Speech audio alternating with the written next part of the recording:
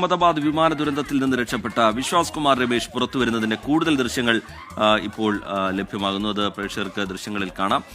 കയ്യിൽ മൊബൈൽ ഫോണുമായി നടന്നു വരുന്നതാണ് ആ ദൃശ്യങ്ങളിൽ കാണാൻ കഴിയുന്നത്. അക്ഷരാർത്ഥത്തിൽ അവിശ്വസനീയമായ ഒരു വീഡിയോ ആണ്. വിശ്വാസ് കുമാർ എന്ന ബ്രിട്ടീഷ് പൗരൻ, ഇന്ത്യൻ വംശജനായ ബ്രിട്ടീഷ് പൗരൻ ഈ അപകടത്തിൽ അത്ഭുതകരമായി രക്ഷപ്പെട്ട് അയാൾ പുറത്തേക്ക് ഈ നടന്നു വരുന്ന പുറകിലെ കാഴ്ചകൾ അതിഭയാനകമാണ്. ആകെ നിന്ന് കത്തുന്ന ഒരു വിമാനം പൂർണ്ണമായി തന്നെ തകർന്ന് ഉഗ്രസ്ഫോടനത്തോടെ പൊട്ടിത്തെറിച്ച് അത് കത്തുകയാണ്. അവിടെ നിന്ന് ആ കോമ്പൗണ്ടിൽ നിന്ന് പുറത്തേക്ക് ഗേറ്റ് വഴി നടന്നു വരുന്നു വിശ്വാസ് കുമാർ. അവിടെ ഓടിക്കൂടുന്ന നാട്ടുകാരും മറ്റുമൊക്കെ അവിശ്വസനീയതയോടെയാണ് അയാളെ കാണുന്നത്.